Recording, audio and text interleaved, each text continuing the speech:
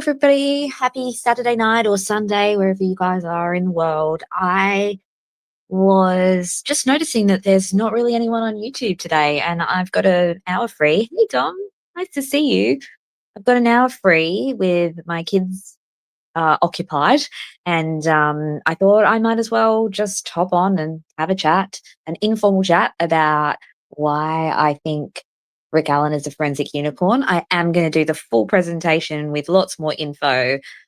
Peggy, hey. Um, does anyone want to come and join? Peggy, do you want to come have a chat with me?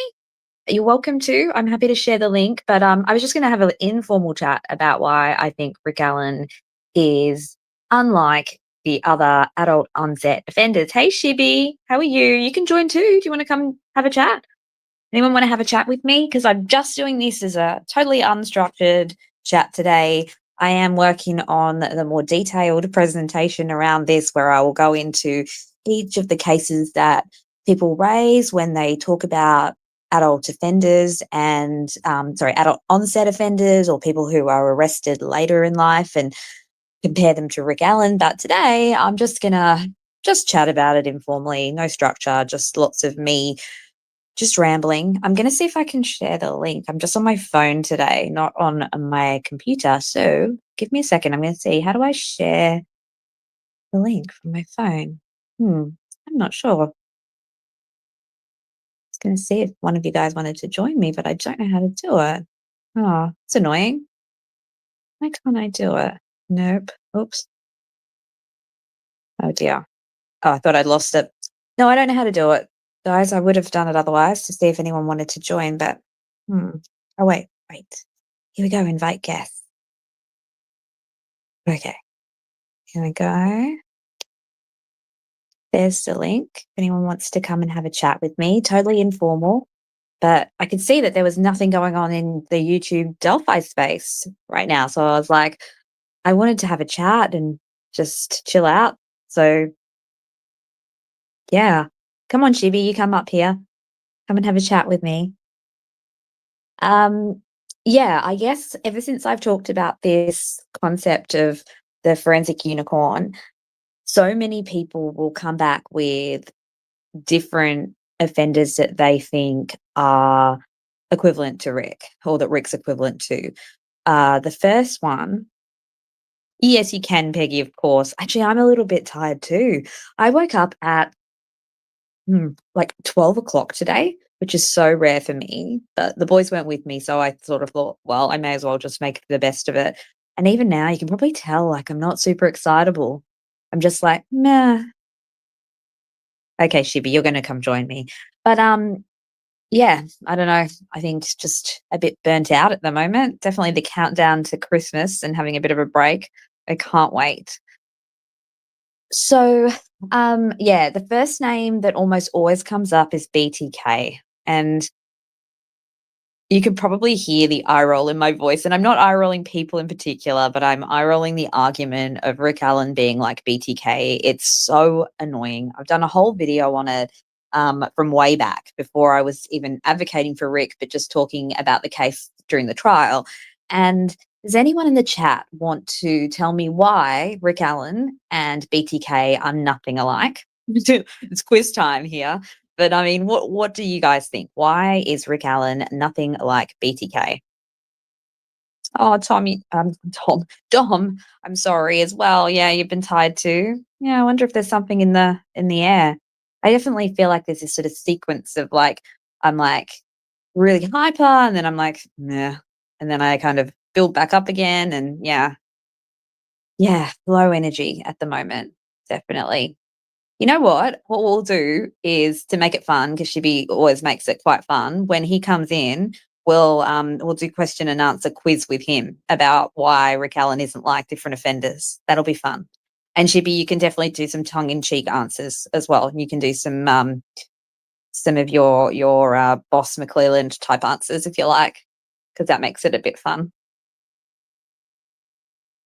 Anyone else who's lurking, feel free to come chat. It's very like low energy in here today, but that's good. We can just chill. It's Sunday afternoon here and it is grey and yucky, depressing weather. I hate when the weather's like this. So yeah, that's why I just thought I was meant to actually do some paperwork stuff or clean up, but I just don't have the energy today. And if I try to sort of power through it, it's probably not going to happen. So I thought just take a complete chill day today and hopefully start fresh as well. Okay, so let's actually, I should be putting your comments on stage. Here we go. Comments on the stage. We make them a bit bigger. Let's make them big comments today. Let's, oh, there we go. Wide. That's what I wanted. So Dom's saying, well, Rick is different because A, he's innocent, and B, he's not a serial killer. Yes, absolutely. Some good starting points there. What else? Anybody got some other ideas around the difference?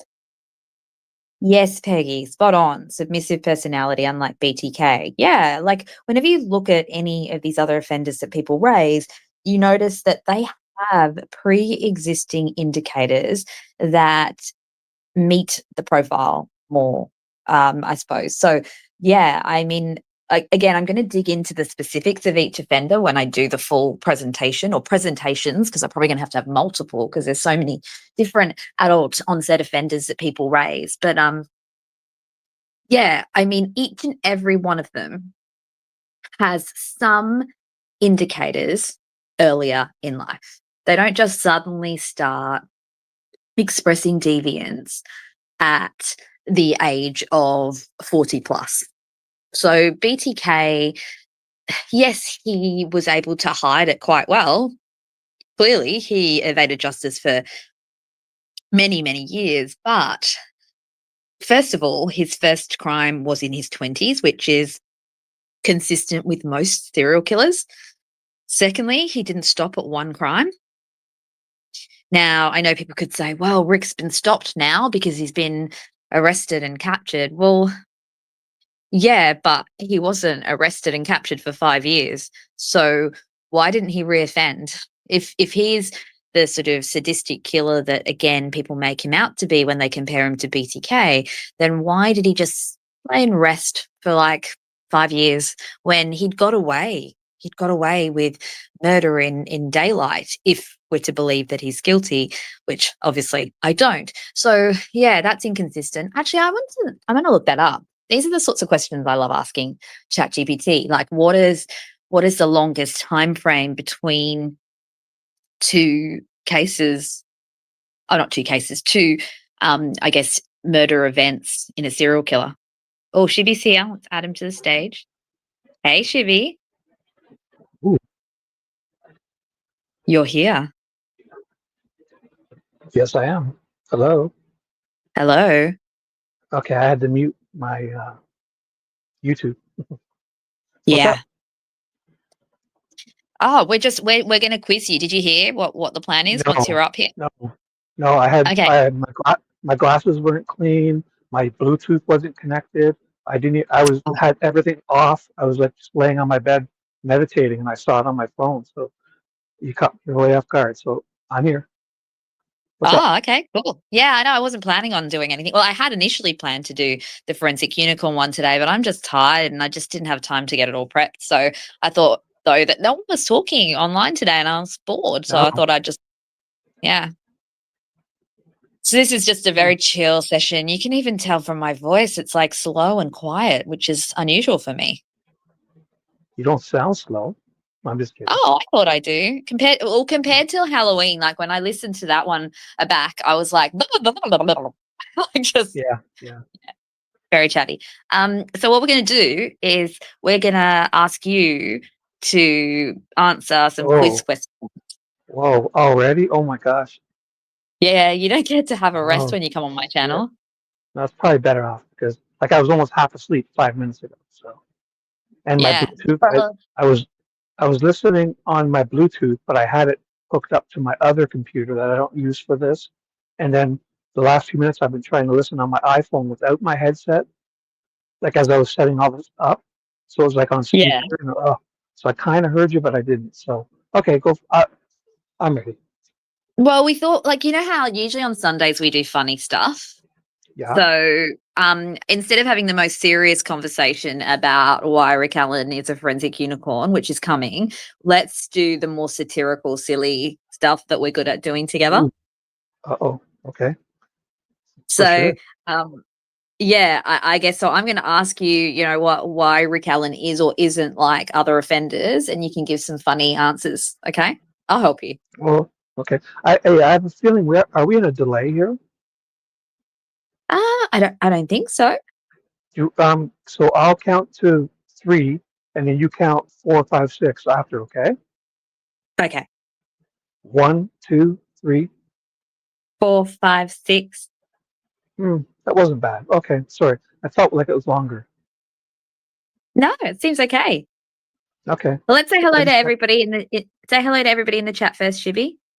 Hi everyone. How's it going? We've got Peggy in here. We've got unindicted co-conspirator in here. We've got Dom in here. And they're the Okay. only ones I see it. studying. It is a pretty small group today. Only 8 people. Back in the early days, I was like, oh my gosh, I've got 2 people in here, and now I'm like 8. Only 8. You know, you know what it is. I'll tell you. With Peggy and you and Dee Dee, you guys got to put Shibby's name in the title, and you'll get them coming. And then we'll get more people. Oh yeah, they'll pile in. Yeah, we can't do it alone. Us women, we need a man with us. I'm just kidding. Yeah, you can't even wrap your And I'm arm. just kidding too, guys. Nobody screen Yeah. grab that. Well, we know with Oberg, she wasn't strong enough to rack her gun, and if I were around, I could have done that. No, but she had her boss there helping her. No, he wasn't strong enough either. You need a real man. Oh, right. Okay. Okay. Yep. So Yep. let's start off with Shibi, do you know much about BTK? No, Oh. no, I don't. I really don't. Well, okay. So BTK, Dennis Rader, look, I haven't looked into him in deep detail for a while. I probably should open up ChatGPT, because then we'd have like our third chat of ChatGPT who can give us all the facts. But I hear over and over and over again that, well, what about BTK when I say that Rick is an unlikely suspect for this crime? And BTK, Dennis Uh-oh. Rader, he was caught at middle age. Okay, you know what? I'm going to open up ChatGPT. Let's get the facts out. But you fill the gap while I'm doing that. Right. I see where you're going with this. That he had no history, also, but did did he really not have any history? No. And this is what people don't understand when they say, but he got arrested at whatever age it was. I think it was in his 60s, because his daughter was like an adult. Yeah, exactly. Just because you got arrested and you had no criminal history doesn't mean you didn't have a deviance history. Right. But did he have a history in school or with animals or in his personal life? I think that was a little bit milder, and I guess so. What I've noticed when I've been looking into these later apprehended criminals, or like not criminals in general, we're talking here specifically about sadistic killers, because there Yes. are people who can show no deviance and then kill their husband or wife at the age of 44. That's Right. not as unusual, because that's what we call reactive aggression. And reactive aggression is an emotional aggression where it's like, Shibby's just pissed me off for the very last time and that's it. I've had enough. Right. That's Right. reactive aggression. But Yeah. instrumental violence is usually more when when people are hurting another person to gain something. So it could be, armed robbery, of course, is an understandable one to gain financial means, but and that again could be a later offense if somebody suddenly needed finances.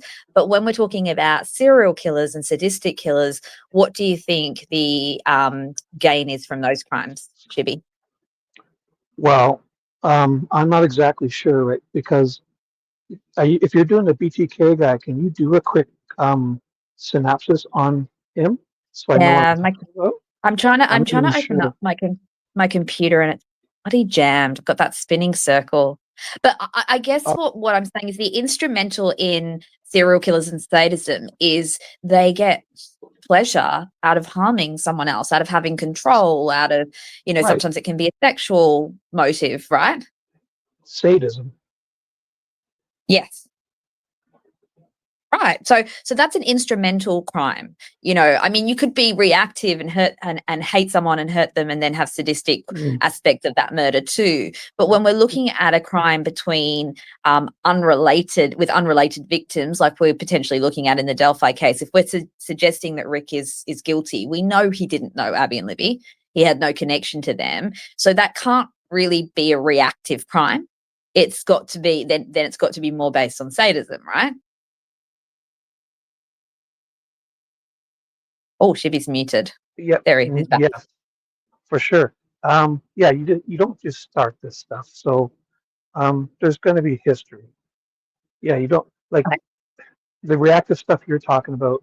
It happens, but this, from what I remember, the BTK guy, there's history. He's been doing that for a long time before, and people knew it, or the neighbors knew it, or there was indicators. The animals Yeah. knew it. Yes, exactly. Hey, Short Bus, nice to see you. I'm still not sure of who people are from these names. Hey, TJ, I recognize Love and Light for All is Trail Junkie, but yeah. So I believe Dennis Rader. So my computer's still got this spinning circle. Oh no, actually, it's come back to life. No, it's still jammed. Anyway, but from what I'm aware of, because I have looked into BTK in the past, but I can't hold all those facts in my brain because I'm not ChatGPT. But I think the first crime, the Otero family, I believe it is, was at age 29, which, to be honest, seems to be a really common age because I'm pretty sure Brian Koberger was 29 as well. Right. So, hey, 1 second. So BTK, was he the guy that was like a park ranger or something? No, BTK, I don't think so. I thought he was a park ranger. I mean, he could be. Look, my computer's loading back up, so we'll be able to get this information soon. If anyone in the chat knows, you're welcome to. Oh, here you go, TJ. Maybe you know because she's just saying she watched a good documentary. He was a dog catcher. Oh, so I might be thinking of somebody else. We need to get a picture of this guy because I don't, I'm trying to answer, but I don't even know who we're talking about exactly. Can you search on? Have you got something? Because I don't know on StreamYard Yep. when I've got it on my phone. I can't. If I minimize it, I think it logs me out. Okay. Yeah, I'll look. But one of the things I noticed, I mean, also TJ saying Boy Scout leader, one of the things that you notice is that, and Peggy saying enforcement officer, that a lot of these people, and this sounds like a generalization, but they have some sort of position of power. So they're like usually like, they may be involved in law enforcement. I'm not saying again that all people involved in law enforcement are like this, but yeah, they may have some sort of military background. They have, I mean, I remember there was a terrible crime during COVID in the UK where a law enforcement officer apprehended a woman basically to abduct her and sexually assault her and murder her, but he did it under the guise of her breaking COVID restrictions. And again, so these are the people who they've shown, I saw that horrible crime. in England, UK. Yeah, really, really sad. I think she was just a young woman out and about, and he made it seem like she was breaking the COVID restrictions, and so she believed him because he's a law enforcement officer. And I'm gonna mute this and refresh because I feel there's a delay, and that's why we're kind of feeling off here. Okay. So I'll be right back. If I disappear, I'll be right back. Okay, cool. Thank you, Short Bus, for letting everybody know to like and share. Really appreciate that. I can see a puppy in the picture there. So many people have their puppies in the pictures. I just love it. So gorgeous. Okay, so Shibby will be back in a minute, but what I guess I was getting at with the sort of people are in these sort of powerful positions. Now, I'm not suggesting everybody in a position of power is a bad person in any way. I hear Shibby back again. You're back, Shibby. How's that? Sounds good. Yeah, I think so. I think it's so. We know that we're actually in sync when we start interrupting each other. So I think we're in sync now. Okay, good. Yeah, so I was just sort of saying, like, people who are in power positions, obviously not everybody in a powerful position is, psychopathic or sadistic, but what you do seem to notice, and again, I'll look at the research. I always like to back up when I'm saying something off the top of my head and say, well, is this actually grounded in fact, or is this just my opinion? But I think that you see a lot of these offenders have a history of liking power, and therefore seeking out power in or power dynamics in their lives. Right. I think you'd be very safe to say that not all sadists are law enforcement, but all law enforcement are probably sadists. Pretty close. Oh, okay. I think it's going in that. So you're saying not all sadists are law enforcement. No, I think that's pretty tough. I think it's, well, from what I've been watching the last 10 or 20 years, you kind of have to be in that job. Yeah. Yeah. Look, I don't know. I don't know enough. I've never really known anyone who is law enforcement, like as in my personal life. Let's think about the IDOC, the Indiana State, like the corrections guys. That whole, they watched for 395 days. Richard Allen was in his predicament, and not one of them blew the whistle. I couldn't watch that for one day Yeah. or 1 week without either saying, "Hey, do something about it," or "I quit." So the fact that nobody blew the whistle means they all have to be pretty sadistic to let that go. Yeah. It was interesting, actually. I mean, I guess I can speak a little bit more to people in corrections, having worked in corrections. I mean, obviously in one facility for a short amount of time, but you could definitely see the different characters in there. There were some that were so tough, and I think I've told these stories before. There was one particular officer who used to call us the bleeding hearts and mock us for the fact that we actually cared. So yeah, there definitely are some of those. However, actually, I just realized this. One of my, a really close family friend who I would kind of consider like a great aunt, she's sort of my grandparents' age, a little bit younger. She worked in corrections and got really high up, and she is very empathic. So, yeah, I don't see her in the same way, like as some of the others. So yeah, it's a mixture. It's a mixed bag, but I don't know what it's like, obviously, in different countries and states, I guess. That's it. That's it, because I would guarantee you that Australia and Canada are much different than the USA in those types of things. I think so too. Interestingly, though, today when I was on YouTube earlier, I got a suggested video about a case it's a really sad case here in Australia. Actually, it was at the Sunshine Coast where I was for the conference last week. And I don't know if anyone's aware of it, but it was the case of Daniel Morecambe. Hey, Carla, welcome. So Daniel Morecambe was a 13-year-old boy. He was waiting at a bus stop to go to the shops to do Christmas shopping in December of 2003 and was abducted by somebody and then murdered. And the case didn't actually get solved, a bit like the Delphi murders, for 8 years. But the two detectives interviewed the person who was the offender within the first 2 weeks and made a report suggesting all the reasons that they thought he was and all the things that could be explored. And guess what? The lead investigator in that case decided not to follow it and then to pretend he didn't have that report when they had a commission into it many years later. Wow. Yeah, I have seen many of these. I watch these all the time.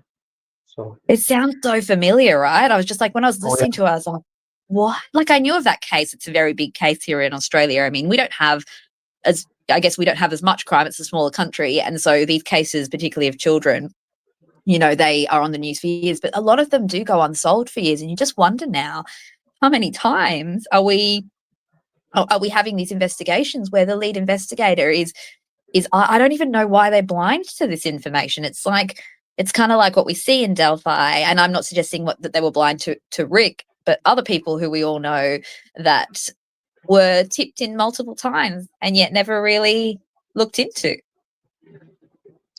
Oh, for sure. It's scary. Okay, I've got BTK here, so let's read through.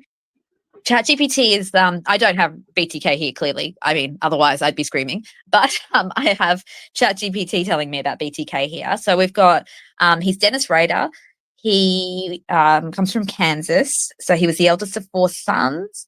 His parents were hardworking but emotionally distant. He often felt ignored. Well, there you go. We can already say that doesn't sound like Rick, does it? Rick seems to be close to his mum, and mum definitely seems to still be incredibly emotionally connected to her son, even while he's incarcerated. He had a degree in criminal justice. Interesting, right? BTK, I think there is talk around Koberger kind of modeling himself on BTK. And I believe he got taught by a professor who had looked into or who had interviewed BTK. I can't remember. It's been a while since I've been looking at Koberger. Anyway, let's have a look here. So, exhibited signs of sexual sadism and paraphilic fantasies from a young age. Here you go, Richard. You're all right. Animal torture, voyeurism, bondage fantasies. So his deviance was secret but persistent. He called it his monster or factor X. So obviously some of this is coming from him. Hey, JPH, I saw your troll song earlier and I made a comment. Yeah, so yeah, okay, obviously we're getting some of this information potentially from him directly, but I do believe that people also talked about him. Here you go. Yep. Externally presented as rule-oriented, fussy, and pedantic, known for enforcing petty regulations. Now, has anybody heard anything like that about Rick Allen? No, no. The worst I think they heard was the rumors that he took some power tools or something from next door. Oh, I haven't heard that one. There was Just a the power rumor that they said he stole some power tools from his neighbor's garage or something. Never heard Right. that. Okay. Okay. I mean, that just sounds like a little petty dispute between neighbors, Right, doesn't right. it? Yes, that's not. I mean, have you ever heard that there's a really small YouTube channel that apparently, like I've heard it, where they're interviewing someone who said they worked with him at Walmart? Yes, yes, I did hear that, and that was a bullshit too because it was a female, and she was going on about how he was creepy and stuff, and I didn't find it very credible when I heard that. Yes. No, I didn't either. And again, like I hate to discredit anybody's own stories that they express their fear or their worries about things. But first of all, it was on a tiny YouTube channel. And the person, did not show anything about their identity. Now, again, not going to mock them for that because obviously most of us probably don't want to show our true identity online in a case like this. But why, if she had this really relevant information and was concerned, why wouldn't she have gone to a bigger platform to share it? Even she could have done that anonymously. I'm pretty sure that any of the bigger channels would also have taken her information on anonymously. And secondly, what she actually shared, whilst yeah, that could be like, oh, that guy's a bit creepy. It wasn't anything like really deviant. It was something like a joke about, I could kidnap you guys or something. Well, gosh, if that sort of stuff makes you creepy, like, sometimes we joke around with friends and say silly things. That doesn't mean anything. It's like I did it. Hey, Adrienne, lovely to see you. I just did it with Shibby before. I was like, when Shibby pissed me off for the very last time, when I was talking about reactive violence. Did you feel like I was being creepy, Shibby? No, no. Which time was that? Well, yeah, exactly. We make threats about you all the time. Only joking, but Oh, realistically, people make jokes like, right. and like with their friends, and again, I'm not saying if that wasn't well received that those people didn't have a right to say I don't really, I didn't feel comfortable with it. But I think there was another point at which he then was like talking about being at a barbecue at Rick's house with Rick and Kathy, and then I'm like, but if you're so creeped out by this guy, why on earth were you going to his house for a barbecue? Yeah, for sure. And Yeah, a I'm not lot of here people. to victim blame someone, but it's but it sounded as though like she already found him creepy, and then she went to his house for a barbecue. I mean, no one was telling her she had to go there. It wasn't a work function, I'm guessing. I'm not even sure what you're talking about, so I can't reply. Okay. Okay. Look, I hate, like, I don't want to, I don't, like I said, I don't like discrediting people's personal stories because I don't think that's fair to do that when we don't have all the information. But I guess the fact that it's just this one-off story, my point was that if you're creeped out by a work colleague, most of us wouldn't then go to their house or a barbecue. If, like, it'd be different if she said, oh, at the Christmas party he did this, because sometimes, if it's an organizational party or something, then we would have to go. Anyway, I don't want to get into discrediting somebody else's story, but I just was saying, like, I don't think when people raise that, it doesn't to me seem like a really credible indication of deviance, right? Right, because that Walmart, oh, yeah, that Walmart thing was, I just, it was very light on details, and we knew a lot about Richard Allen at the time when it came out, so it just didn't line up with what we were looking at. I just, not that I Yeah. wouldn't believe her, but it just, I mean, I just don't see it happening the way that she said it happened. Well, yeah, and I mean, if the only compartmentalized thing about Rick was this one bit of deviance towards some colleagues at work once, but that didn't sort of show up in any of his other workplaces, then Right, that's really odd. You know, again, that's right. not the pattern, right? And yeah, if he's doing that once, he's doing it 1,000 times. And if you get caught Exactly. once, you're getting caught at least 10 more times. It's not a Particularly one-off by the thing. age of 50, you know. Yes, that's why I Yeah. didn't believe any of it, because that's not a one-off thing, being a creeper. But on the other hand, as a 52-year-old man, I can attest that anything I do looks pretty creepy. Yeah, I was going to say, like, multiple chats So, would say, yeah, Shibby's creepy, right? yes, exactly. They all know how creepy I am. Yeah. So, But looking at the chat, USA Libertarian spot on. Psychopaths gravitate to law enforcement for exertion of control. Alan kept moving jobs because he didn't enjoy managing people. Exactly, totally different. So what the story around Rick, where he would get promoted and then he would feel so stressed out that he'd curl up in a ball and cry. Like, to me, that sounds like a highly sensitive person feeling too much pressure and burnt out. And I can totally get that. My dad was a engineer, a structural civil engineer, and I've always said that Rick Allen has some commonalities with my dad in the sense of like the sensitivity, the loyalty to his wife, and all of those things. And I do believe my dad would be the sort of person who could end up confessing to a crime he didn't commit. My dad has passed away, so he will not be doing that, clearly. But he literally, like, he had to design buildings and structures. And I remember my mum tells me these stories, but obviously I remember too because he passed away when I was a young adult. And he would just agonize and be so scared and so worried about the buildings that he was doing the designs for falling down.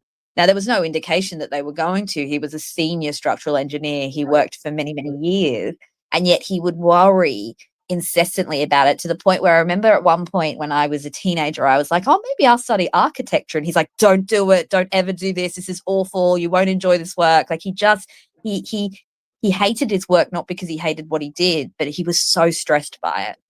I can tell you why. I know exactly why, because as a person, I understand lots of technical things. Um, like, I understand structures and construction and building, and you really should be afraid, because when it goes, like a car, if you're putting a car Mm. on safety stands and you just, if you understand what can happen, you should be scared. You should be definitely Well, afraid. yeah, because it's So, a high risk. Hey, Mandy, right. welcome.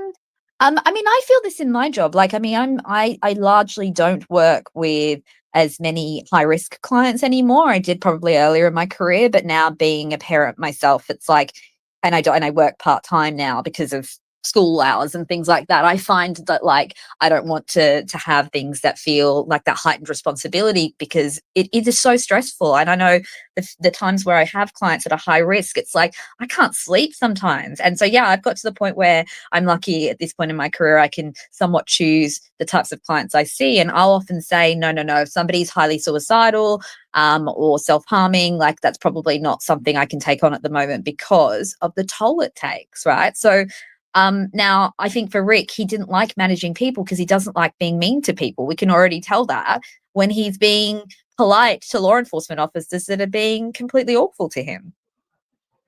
Right. Yeah. He's not So, that type. He doesn't, he didn't look to me like he really had a mean bone in his body. nope, either. And it's so interesting, wasn't it? If you watch the psych panel, you see that Ash and Mel, who had no bias in this, other, because they literally came in fairly blind, both had that same sense of Rick as well.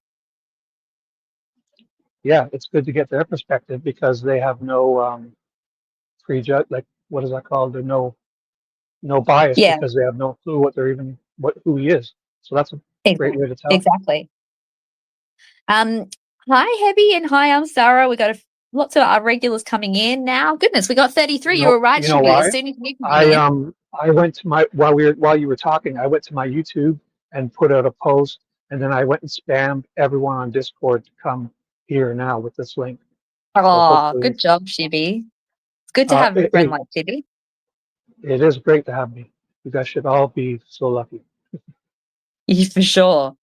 Okay, let's go back to BTK for a minute. So we've already seen that there's an indication of him gravitating towards more power-based positions. So things like home security installation, dog catcher, city compliance officer.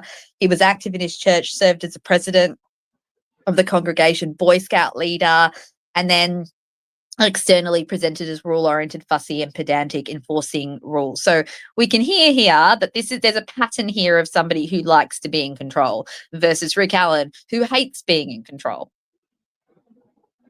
So Yes. massive Yeah. difference. Oh yeah. Now, Oh, age at first crime. So he was born in 1945, and the first crime was in 1974. So I was right, 29 years old. So by the age of 44, he had committed multiple murders. So straight away, we can knock BTK off as a comparison to Rick Allen, right? yes, for sure. Okay, so next one that comes up sometimes is Rex Heuermann. Now, of course, Rex Heuermann has not been officially found guilty at this point. I don't think it's looking good for him, though, right? I haven't been following that one either. That's the list killer. Oh yeah, yeah. I know of it, but the Long Island guy. Yes. But But, I but just haven't. before we go into him, Peggy, I'm with you because Peggy says, I found the way he responded to Holman about the snake encounter to be very compassionate. I agree. I'm sorry. I do not like snakes. I have a snake phobia. But when he says shooting a snake, you can almost see like Rick just looks at him. It's like, no, like, why would I do that? Right. Can I just say hi to everyone quickly? I was about to type it into chat, but I just want to say hi, Dino. Hi, Mandy. Yeah. Hey, Hi, Dino. Adrian. Hi, Unindicted. Hi, Peggy. Hi, John Paul. And hi, Dom. Because I was about to type it all, and I just don't feel like doing that. It's so much easier to just say it. Okay, I'm I done. know. Look at Hi, all everyone. the wonderful people in here. TJ. Hello, TJ. Hi. We've literally got nearly all the mods. Diana must be asleep, I'm guessing. She's been sleeping Yeah, a lot recently. yeah, Dee Dee. Did you see our stream last night? Dee Dee and me? I watched a bit of it, but then I was working. And then by the time I finished work, Adrian was streaming, so I kind of joined her for a little bit. And then Ash and I had dinner. So I actually like did some socializing outside of Delphi for once. That's good. Yeah, it's always good to do something. But what we did was we kind of talked just for a little while, and then we watched the CrimeCon video that Criminality put up. Oh, that one. Yeah, I can imagine that was fun. But we didn't watch them talk about it. She also put up just the video. So, you know what So I'm did saying? you do your own commentary? Yes, yes. But Dee Dee hardly stopped, so we just kind of watched it and then bitched about it afterwards. Yeah, I'm sure there's a lot to bitch about in that. Oh yeah. If you watch the replay, go to Criminality and watch Sloothy and Teresa talk about it. They were jumping in every 2 minutes and just ripping them apart. It was hilarious. But if you Yeah. don't feel like watching the whole thing, because it's basically 45 minutes long, but on Teresa's it was like 3.5 hours long. Yeah. Well, it's kind of like us where we can draw out that closing argument because there's Oh just yeah. so much stupidity to Oh yeah.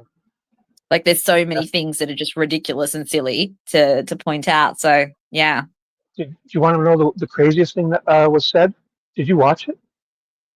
No, I've watched like tiny little snippets, but no. So did you hear Susan Hendricks said about the iPad? No. She said the solitary confinement was no, it wasn't really called solitary confinement because Richard Allen had an iPad. Oh, okay. Isn't Okay. that just sickening? That's sick. Absurd. That is Absurd. so. That's mean. That's callous. That's cold. That's It's lacking such empathy. It's horrible. oh, for sure. For sure. Goodness. It's Imagine saying awful. that, and they laughed it off too. Yeah, well, I mean, it's like I think there's a comment in the documentary, the Hulu documentary, where what's his name? I forget his name now. The guy from the corrections, and he's kind of making not a joke, but yeah, it's just like really minimizing Delphi. toiletry. Yeah, Delphi? yeah, yes, that's right.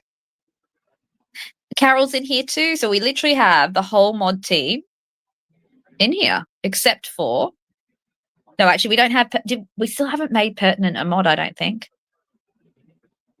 But anyway, sorry, I'm getting off track. But yeah, yeah, though that's. I mean, there's just like anytime you watch anyone from that investigation, the prosecutor, law enforcement, it it just makes your skin crawl in a very different way to when I watch Rick Allen, and I don't feel that same visceral reaction.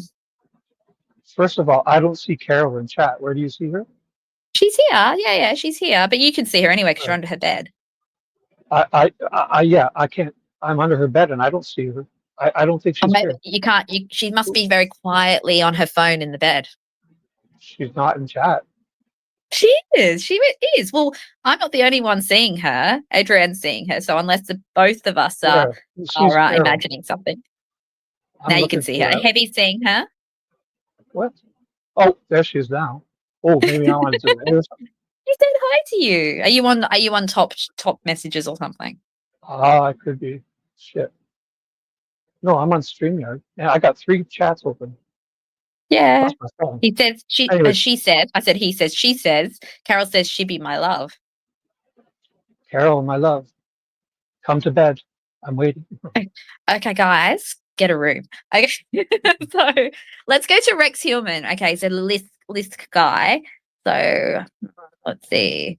So personal life. So born and raised. I was like born in 1987. And I was like, no, he can't be. No, he has worked in Manhattan since 1987. Why is it not? ChatGPT's done a useless job here. I wanted like age at first crime. ChatGPT. I've got his Wikipedia page open. Okay, cool. Well, you can read as well. While I look up some stuff too. Mm-hmm. So age at first crime. Doing a little age calculation here. Ooh. So it says years of oh, sorry. Oh, so interesting, right? Again, if you link him back, and obviously we only have the confirmed Gilgo 4, they're from 43 to 46. First of all, we can compare that to Rick Allen by saying that he's then committed how many crimes? 4 in the space of 3 years. That's not like Rick, if we suggest that Rick did commit the crime. And then secondly, he's been linked up to other cases and roughly 29 years old. There's something about 29, right? I'm not sure. You're jumping all over the place. You're kind of losing me. Sorry. Okay. So he's been charged with murders for the Gilgo 4. This is Rex Hillman, the Lick killer. Yes. And he's been charged with those murders, and they would have occurred between the ages of 43 and 46. So yes, he's a later onset killer if he isn't linked to the earlier ones, but I think they possibly is. But notice that he's had 4 separate instances of murder within 3 or 4 years. So it's not that he's then had a big long gap and not done anything. No, I have no idea about this case, so you should probably get somebody else on here. So I'm going to be out to lunch. It's okay. We're not. Look, I'm going to go into a lot more detail of this when I do the more structured one. This is more just a chat, but I guess just to say that he's been linked to a case in 1993, where he would have been 29 years of age. Again, same age as Brian Koberger, same age as Dennis Rader when he started his crime spree as well. So these are some of the serial killers that people initially raise when you mention that Rick was older and therefore less likely to be the killer. Now, they're not the only examples. There are some more nuanced examples that we'll get into over time. There's one, the next one that I want to bring up is the Catholic Supply murder. Does anyone know that one? Someone Bruce, I think it is. Nope. Oh, Shibi, you haven't done any research. Really joking. I had no idea. I was totally I was meditating, half asleep when I saw this on my iPhone, and I didn't have my computers on or my Bluetooth connected or nothing. So I'm going to make a coffee now. So that's what I need. Okay, well, I'll just to give people a bit of an background. This was one case that people mentioned that when I talk about this forensic unicorn argument, and I was like, actually, I'm going to take this one quite seriously. It's not the immediate sort of, like I said, eye roll that I have with BTK and serial killers, but this guy has not had a history of any crime until the age of 53, where he sexually assaults and murders a group of women. One of them he murders, I believe, and the others he keeps prisoner and sexually assaults them in broad daylight. But it's an incredibly disorganized crime. He's caught very quickly. And when you look at historical information about him, he had no history of any crimes or any specific deviance. But what he did have a history of was, what would probably be described as sort of narcissistic traits. So again, not dissimilar to what we're hearing about Dennis Rader as well, that sort of cluster B narcissistic kind of quality. And again, I'm not diagnosing these people. I haven't met them. I should have said that disclaimer, but I'm just observing what's been written in public information about them. Right. I think with all of these guys, you can kind of just look at them and see it in their eyes. But Richard Allen, no. No. No. I mean, I often say, when you see the first mugshot and you come straight into the case and you go, oh, yeah, it could look like Bridge Guy. Mugshot looks a bit scary. But it's more just anyone in a mugshot looks a bit scary. But yeah, you don't see that when you watch him over time, particularly if you see like actual videos of the interrogation. Yeah, there isn't really that indicator. Good night, Dom. Sleep well. Anyway, yeah, I mean, look, I guess the point I'm making here is that whichever offenders people have thrown forward as comparisons to Rick over time, majority of the time I can say, but they're not like Rick for X, Y, and Z reason. And I do try to be aware of my biases, because I will always admit that there is a bias, because I am so strongly now of the belief that Rick is innocent. And also, as I've mentioned before, there's that sort of bias that's more of a psychological bias of me seeing aspects of Rick in my dad, my clients, myself, and so probably being a bit more endeared towards them. We call that, in psychology, we call it transference and countertransference. But yeah, whenever you look at the background, the publicly available information about any of these other offenders, there's almost consistently this theme of narcissistic traits, and also power, which is kind of power, control, grandiosity, and also a lot of them sexual deviance and deception. Yeah, there's always a history. I think we'd be better off instead of comparing Richard with all of these guys, let's just find one good murderer that's convicted and that we have lots of history on, that's even close to Richard Allen. And I'm guessing you probably won't be able can't. to do that, right? Yeah. No, I've looked through tons and tons of cases, and I do agree, I'm sorry, like every little thing becomes sinister like when we're looking back. Yes, I agree with that, which is why that story about Rick that we talked about earlier, that we don't know was actually verified, doesn't really hold much weight, because yeah, exactly, if suddenly I'm convicted of crimes, I'm sure people will go back to my videos and go, well, we noticed when Amy said to Shibby, I gave an example. I keep going back to the example I used earlier today about when I was talking about reactive violence. So, people will look at that. They'll look at my search history and be like, see, she was interested in true crime. But I agree with that. But what you tend to see in these cases is like, I mean, you can't kind of, I mean, you can twist the jobs, but we see these same common patterns, that they're involved in enforcement-based jobs. They're involved in communities where people have found them arrogant or petty or whatever. There's always something. Yeah. Does anybody in chat know of one person that's even any scenario that's even remotely like Richard Allen's with zero MO? The closest I found, and this was from the articles Sarah actually sent me. Let me find it. I want to see if I can find it now. There was one that was closest, and when I say closest, though, there was still stuff that I could say was different. finding it. Can't find it now. Oh, yeah, I think it was this guy. I don't want to. Yeah, I guess I don't want to jump to it, but I think it was this guy, Robert Yates. So, let's see, Robert Yates. But yeah, this is why I call him a forensic unicorn. I don't just say it's rare; it's like unprecedented. Like I cannot find one person in documented history, and I'm obviously not looking at every document, but we're using AI here that can look at most documents, and we're not seeing any similarities. Okay, Ooh, so you know what would be good? I believe in that CrimeCon video, Nick was talking about things that gave him away.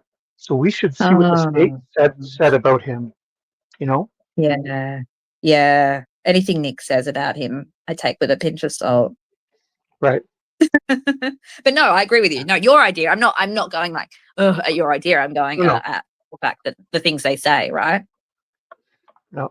Okay, listen to I'm this just, case. Sorry, Chibi, I'm not letting you talk much. Apologies. that's okay. You Yeah, can see you're, I've got fired up now. I've got like that you are energy in me again. definitely, you're firing out of the cannon right now. I know. See, it just took me a while to get warmed up. Hi, Lisa. Stop lurking in the bushes, Lisa. Only joking.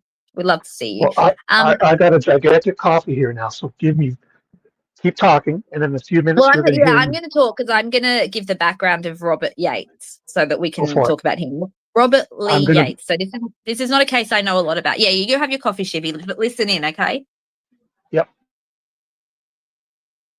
Okay.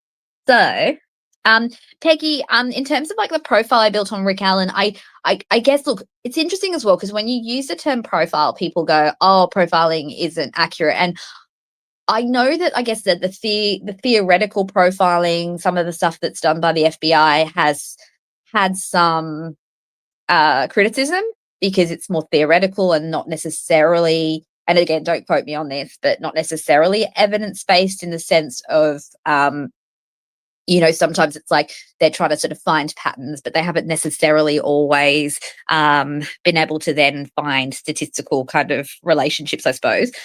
But I more go by looking at his general sort of psychological profile in the sense of like known facts about him or known patterns in his behavior, and then compare that to research findings and other offenders, I suppose. That's sort of my way of doing the profile. I'm assuming is a common way for other people too, but it's different to sometimes that sort of traditional idea of profiling.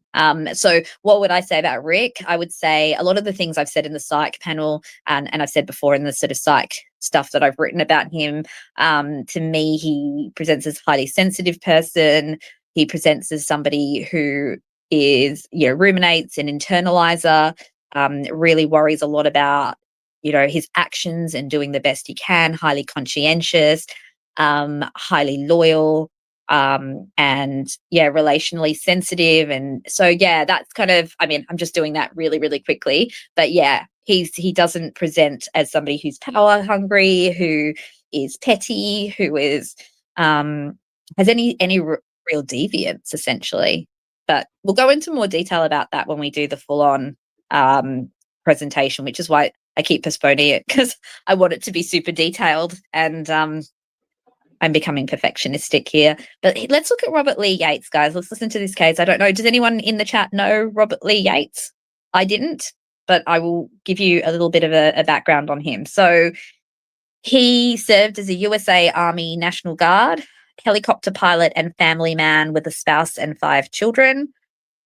His confirmed murders spanned. Oh, wait a minute. This can't be the guy then, actually, because he was born in 1952, and his confirmed murders, multiple, span from mid-70s. So he would have been in his 20s. So this mustn't be the guy, actually. So, he's got previous deviance, double life, family man, serial killer. I don't think this is the one I meant. Yeah, but I mean, there are some who are, late offenders and don't have, is it Russell Williams? I'm sorry, let me have a look. Might be. Oh, I know the Russell Williams. That's a Canadian man. He was a military guy. Yeah. Okay, you tell Yeah, us I about know. it. She. Well, he was, a sadistic murderer, and he was like a high up in the Canadian military. He wasn't just a regular Yeah. soldier. He was like really high, and Oh, they caught yes. they caught. He Yeah. was a sadistic guy, and he murdered a bunch of different girls, and he left, his tire tracks, and they ended up catching him. And Yeah, yeah. So let's have a look. So he had a long series. So again, straight away different from Rick because he has, if we're to say that he committed this crime, it's one crime and then, nothing previously and nothing subsequently. And we can confidently say that because, he wasn't apprehended for 5.5 years. So he had plenty of chances to do more criminal activities. And you'd think he'd almost be bolstered by the fact that he wasn't caught then and keep going, right? You'd think his oh, for confidence would grow. yeah, you should see when he finds out that they actually are catching him. He's in an interrogation room, and he turns from Mr. Confident to he just kind of you just see the energy go right out of him. Like, oh, they got Yeah. me for sure. Yeah. You're being silly now. What's What's that? I didn't understand. were you being silly? Were you talking about Rick then? No, I was talking about the Russell Williams guy. Oh, no wonder. Okay. I was like, I thought you were being silly about Rick. I'm like, what? Okay, I get it. Oh Right. I no, haven't no, watched the no, no, interrogation with him. no. I don't think we're Okay. communicating very good here. I think there's a delay, and you're shot out of a cannon. I got to catch up to you. So let me just drink this coffee. I won't interrupt. I'll drink some coffee and catch up to you. Well, you're going to have to take over from me in a minute because I'm going to have to leave. I've got to go pick up my boys. But I can still talk, but I'll just be driving. So I'm going to have to transfer from where I'm sitting to the car. So you'll take over then. Okay. Oh, wow. Okay. I Hey, don't have anything Pycraft. planned. I don't. You'll sing a song. No, I mean, I'm still going to be here. It's just I'll be like fiddling around with keys and stuff. So I'm not going to be totally letting you have I can't leave you unattended on my channel. No, I'm going to hang up. Can we send some of the power, my need for power? Oh dear, I'm meeting the profile. No, I mean, I can't even keep up with you. I'm just going to start chugging this coffee. I'm sorry. You know what? So many people say that about me. It's the hyperactivity. I'm sorry. Oh, that's okay. But I think if maybe is Dee Dee around?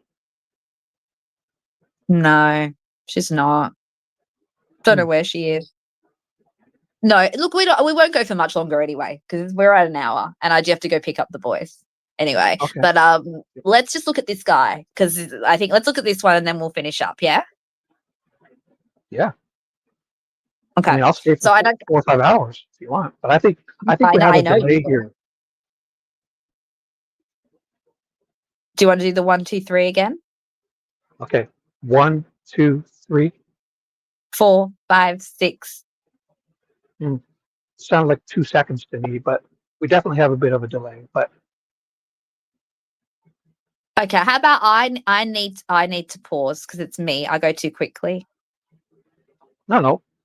I think you're doing great. I just need to. I was like literally almost asleep when I saw this pop up. So, my fault too.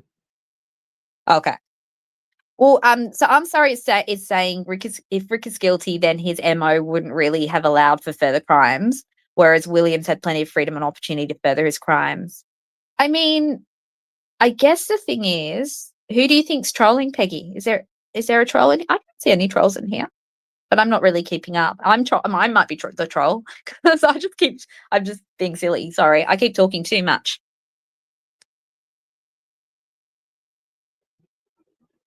Well, I Unindicted think said that the delay isn't that much. no, but there's a delay, and you're on fire, and I was just meditating half asleep. So I need to catch up to you a bit. So Okay, the delay is in my head. no, and you're not the only one who's finding it confusing. I could see TJ saying she's finding it confusing too, and I don't blame her because we are going all over the place. This is why I usually have the presentation slides because otherwise I just literally cannot control myself from going in 7 different directions. Yeah, makes sense. Okay. I'm going to read a little bit more about this Williams guy, and then I'll shut up a bit, and Shivy can talk a little bit too. But Peggy's saying Shivy needs to let me talk. Girl power. Definitely. I'll let you talk, and I won't say a word. That's the way. Okay, so I guess with this Williams guy though, what we see is an escalation. So he starts with like underwear thefts and fetish secret break-ins, and then I believe he goes into murder. Is that right? I'm just having a look. There are 2 confirmed murders. The rest are underwear fetish.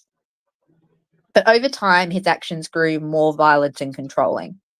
So I guess again with Rick, if Rick is the offender of this crime, he just had this sudden, going to basically the peak of crimes rather than this sort of general escalation.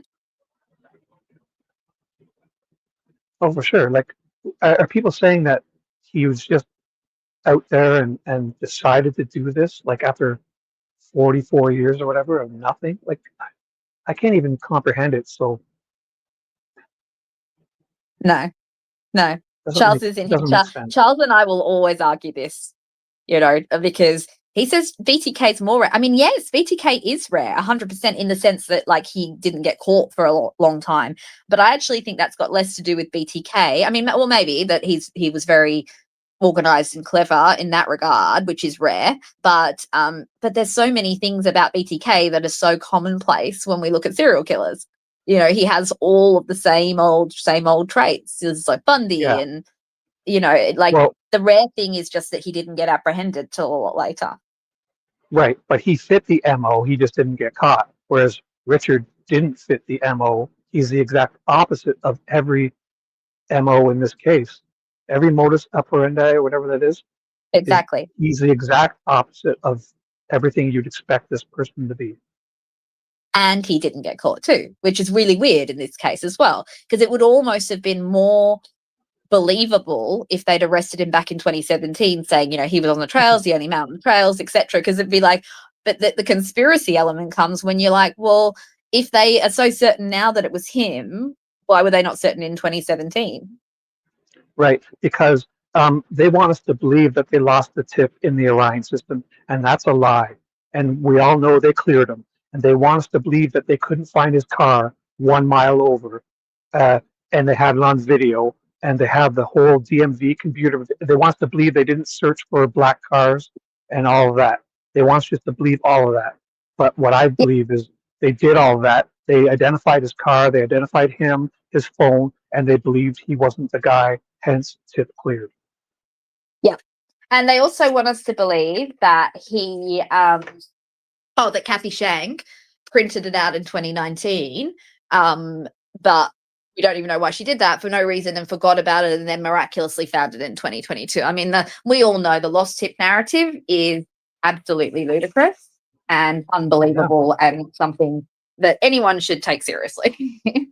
Right? Like I'm dying. I would love to just talk to Dan Doolin and say, because picture Dan Doolin every day he walked into that unified command, and there was BG, that FBI poster, and the BG poster was on the door every store he went to for 5 years, and he didn't say a word. Like, are we?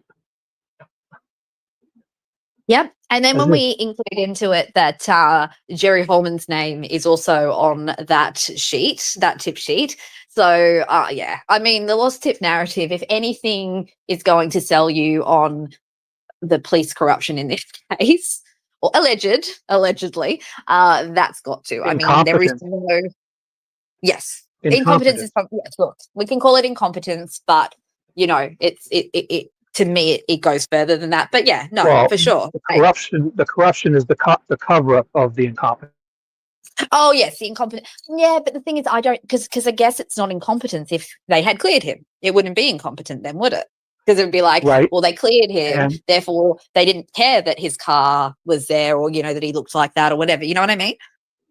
Right, and I believe we don't know half of the real evidence of any SAs and any DNA and just more stuff about the crime scene and stuff. I believe they left out 8 out of 10 things. For every one piece of evidence they tried to show us, I believe they hid or destroyed or did overlooked 8 or 9 pieces.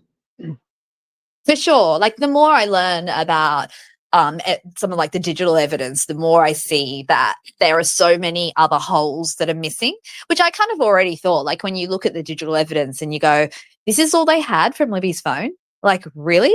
Like the knowledge C is literally all they have. You start to go, that there's something very fishy here. Like, how could they not have realized that there's way more information you can get from her phone, from geofencing, from subpoenaing, accounts and things like that, and yet it's all missing. Everything is just Right. so bare bones in this case.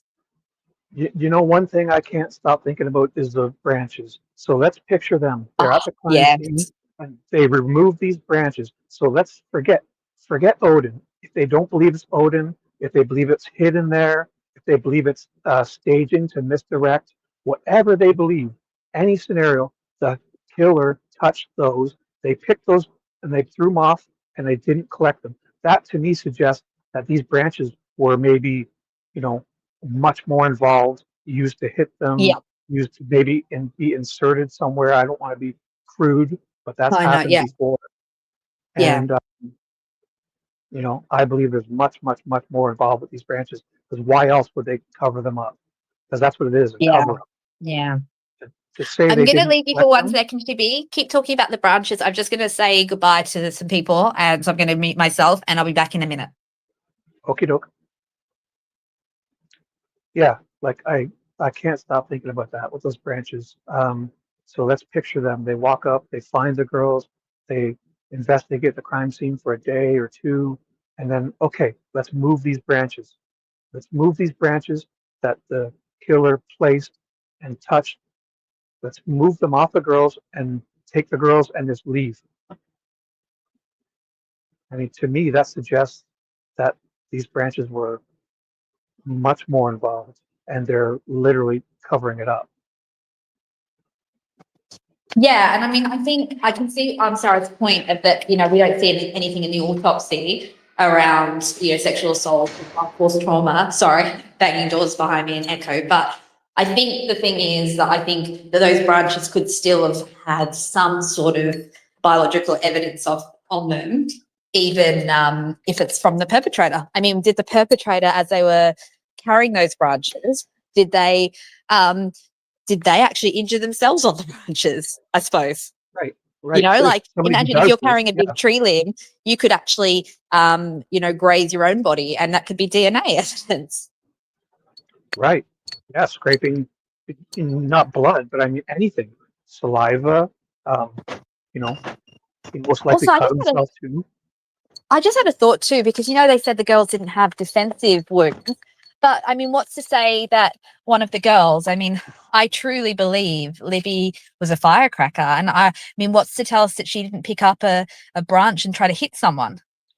Yes, good point. Now we got the drug test. Like there was no drugs in their bodies. They're saying they weren't drugged. Yet there's no defensive wounds because that would be the only reason that would make sense is they were either drugged or tied up. Yeah, You know, yeah, and and there's there's no no proof indication of of either of either of that. those things. So for there to be a lack of defensive wounds is literally unbelievable. I think the biggest problem here is we're trying to make sense of a crime scene and we don't even know. Let's pretend that all happened right there, like they say. They're leaving out a whole bunch of stuff. So you know, we're trying to come up with an answer to an equation we don't have. Yeah, yeah. So, guys, I'm not going to be able to read the chat anymore because I'm driving, but I'll keep talking. But my Mhm. volume might be a bit different, which might be a good thing. I won't be as loud. But yeah, it just literally occurred to me as you were talking about the sticks there, Shibby, because I really, what was the reason to be more brutal with Libby? Was it because she fought back in some way? And the first thing I thought looking at the woods was like, if you need a weapon, where if they did run off ahead, is that, could she have picked up something? I don't know. I'm just saying that there's possibilities there, at least. I know what, because let's pretend that it was Odin and Abby was the what is it, a prize or the reward, and Libby wasn't.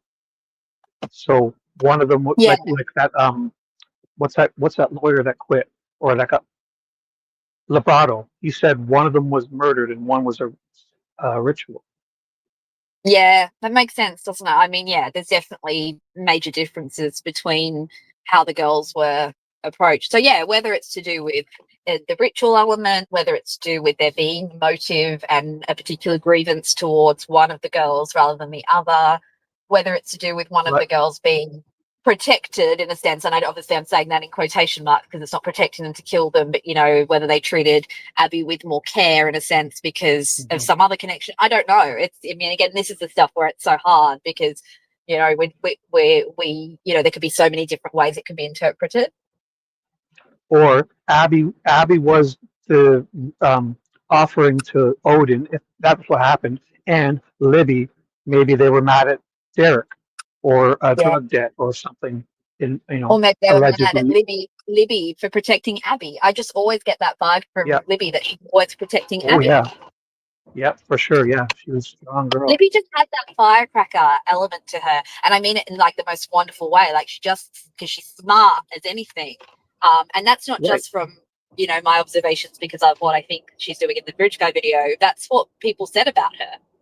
Plus, I see it in all her sports photos, just holding the bat. Yeah. I can just tell because I've been around a lot of baseball growing up, and when I watch girls play softball and baseball, and she just looks like one of those ones that could hit a ball and can throw a ball and is athletic, tomboyish, in a good way. Yeah, exactly. And just a fierce protector of her friends. Like, I mean, I know no one says bad things about murder victims usually anyway, but you definitely get this sense that the way she's described is, loyal, caring, like, and there's a maturity about her as well, which, understandably as well, given some of the things she's experienced in her life, could be quite understandable that she would have that maturity about her too. Yeah, definitely. She would definitely have been. I refer to it as tomboy and princess because my daughter was the princess type. I gave her all the sports stuff and hockey, and she just didn't want to do it. She always chose gymnastics and cheerleading and very girly stuff. Yeah, yeah. Which one do you think I'd be, tomboy or girly girl? I think you would be girly girl. No? Yeah, absolutely. I'm 100% Okay. girly girl. Pink and glitter and Barbies and yeah, for sure. Like Not a tomboy at all. no, like Abby. Yeah. Abby's a girly girl, and even Dee Dee because I can't see Dee Dee playing sports. Adrienne, also girly girl. Yeah, yeah. And I mean, when I say it, I Yeah. don't mean it in like it's not. Of course, it's not a No, negative thing. It's not like because I don't think those feminine traits are a negative thing. It's just you can just tell like from like the way that people present themselves, yeah, where their interests lie. And you can also have boys who have more of those qualities and as well. Just so I don't, yeah. I mean, I don't adhere to it being like this problem of different feminine and masculine qualities.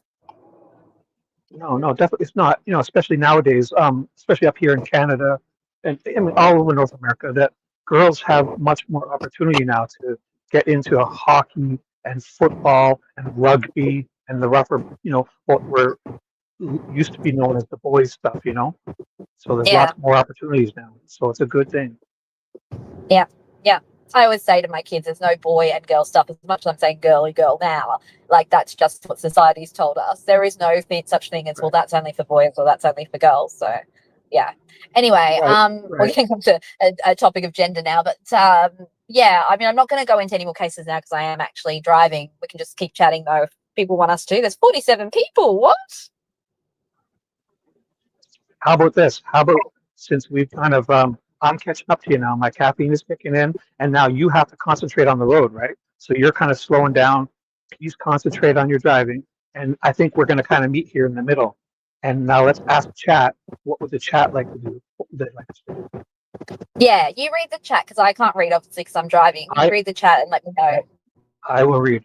I will read right now. Any suggestions, guys? So you're safe driving. That's the main thing. You concentrate, and if you have to go at any time, just hang up, I'm and safe driving. don't worry about No, us. no, yeah. Okay. Okay. No, I've got you guys on speaker because when I'm not holding the phone while I drive, that's very naughty. I wouldn't do Yeah. that. So No. yeah, I've No. got you guys on hands free. So yeah. Good. Good. So I've got probably 20 minutes, and I will have to hang up because otherwise you'll have three Energizer bunnies talking because my kids are just like Uh-oh. me. No. No. One is enough. I can't even keep up with you now. So. Yeah. Can you imagine what it's like living with us? Oh, I could.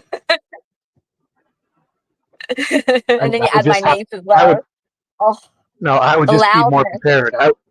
I would just be more prepared. I would get. I would definitely get. Earplug. I would get my coffee ready ahead of time and maybe call Dee Dee up and get her to send me some of those wacky drugs. Yeah, it's pretty wild in our house. Oh, Fishy just arrived. Hi, Fishy. Hey, Fishy. And Miss Pie Oh, Crust is it's nice here. to Hi, see Miss Pie. Sorry. so many wonderful people. Like some people who I haven't seen recently in chat because I know I've been doing weird times. So nice to see everybody. Shay Watson, Mustang, just showed up a little bit too. Oh, So. lovely to see you too as well. They're lovely regulars in the chat. So good to see you guys. Awesome. So would you guys like to talk about anything? Because No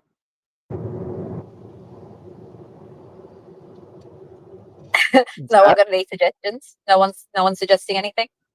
no, they're all still saying hi. Come on, guys, give us something. Come on, I'm drawing ask blanks us here. some questions. Oh my gosh, there's 45 people here. I know, right? I 49. was just like, I don't think I've Whoa. had that many concurrent viewers. Maybe, I mean, I think You we know, have when we've been doing the Chibi McClellan stuff. yeah, that was fun. How about we talk about what we're going to do next and just let everyone kind of give us ideas? Yeah, well, yeah, we have to think because I think it's nice to have that sort of slightly lighter element to our Right. discussion as well. Yeah. Now, I think our chemistry, between you and I believe when I read something and you jump in because you're really paying attention and you really call me out as Nick or whatever. So I enjoyed that because I can tell you were really understanding what was going on instead of us reading back and forth, which is fun. But I liked how you kind of jumped all over Nick. Yeah. Because I can't help myself. I guess I've got that firecracker. That's my firecracker aspect. Like if I hear someone saying something that is absurd, I just can't help myself but No, say no.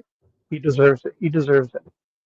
He does. He does. And I think even actually, do you think even if you heard me talking to Nick McClelland, or I mean, obviously our hypothetical Nick McClelland, I still don't think I was mean, was I?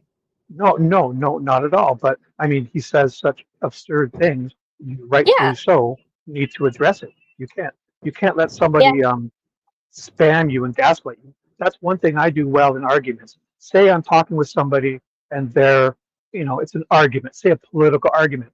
If they're going off, I interrupt them. I say, listen, you got to stop because you can't go on and either I get a pencil and write stuff down so I can remember.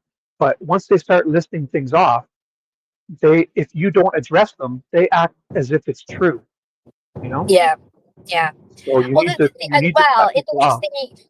It's interesting you say that, Chippy, because I know you sometimes think that I bite when people criticize, but like sometimes that's the reason. It's like, no, that isn't true, and particularly when they're saying things that are, somewhat defamatory and Right. inflammatory about me, I'll be like, no, I'm not going to accept somebody saying to me that I'm a wilder wannabe. Like, anyway, I mean, I don't want to get onto that too much, but I guess that's the thing. So when people say, like, I get fired up about things, I'm never doing it meanly. I'm never like, I Right. never actually call anyone a moron. I never call them a dumbass. Like, I don't, because I don't really like those sorts of terms. Like, I don't think that Right. they're fair. I'm not talking about personal jabs. I'm talking about just unfactual things in the argument you're having. You can't let them get away with three or four. because you're going to forget them. And if you don't address them in their mind, they believe that's still true. Whereas I would literally do like debate style. I'll get a pen and paper. I'll write stuff down if you're not going to stop talking, like not you, but I agree, but personal jabs can also be factual debates too, though, Shibby. oh yeah, You know yeah, what I yeah. mean? Like when That's people are yes. smearing and saying But things that are blatantly incorrect. But no, I agree with you. Like look, if it's not something important, I can quite happily agree to disagree and just ignore it. But when it's something that I think is really needs to be spoken up about, like if somebody's saying Rick is like BTK, then I can't just be like, oh well, never mind. You think what you think. well, what I'm talking about is somebody saying something like Rick is BTK and then continuing on with two or three other things. And you can't Yes. leave that BTK thing out in the air. Yeah, they have to be No. addressed. So they'll get mad at you, but you must jump in and say, "Whoa, stop! We got to address this. You can't let them go on because you're going to miss, rebutting." I also wonder if that's a bit of a tactic, isn't it? Because like if you're confident It in is your ideas, then you're willing to stop and hear what people say. Like I hope that I model that, because I literally, if you say no, you're wrong, I'll be like, okay, tell me why. I won't be like, no, let me tell you 10 other things so you forget the thing that I was wrong about. right, right. It's they're flooding the field. That's flooding the field, and they Exactly. know they're doing it. It's a tactic. Exactly. Exactly. And it's a tactic that I see quite commonly in this investigation, right? Right. And when they're talking to the media, they can get away with it. But if I were sitting there having a one on one with Nick, I would stop Yep. him and say, "We can't carry on." Or I would be sitting there with a pad and paper writing down what I want to rebut. Yep. You can't just let somebody go on and then not rebut because you're going to miss And one or two of them.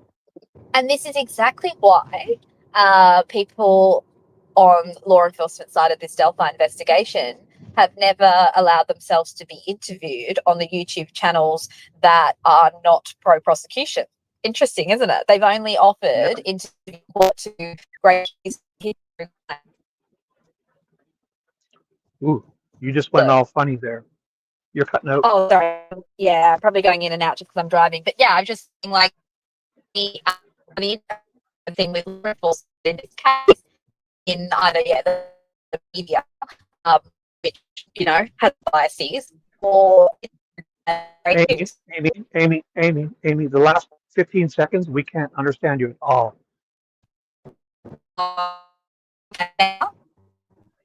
No, it's breaking up really bad. Okay, well you keep talking, because hopefully my reception will get better soon. You're good now. You're good now. Oh, okay. Okay. Well, I was just saying, it's interesting, isn't it, that Holman and McClelland have only allowed themselves to be interviewed by people who are pro prosecution. USA Libertarian has it right. They called you Robot Amy because it sounded like a robot. We were catching, Oh, USA Libertarian, are you trolling me? Only joking. Only joking. Robot Amy. That's interesting. everyone's great. Everyone's been great. I'm being silly. I'm being silly. I'm like, what? That's my No. new name now? Robot Amy? You know what? There's a few questions in chat. You want me to ask them?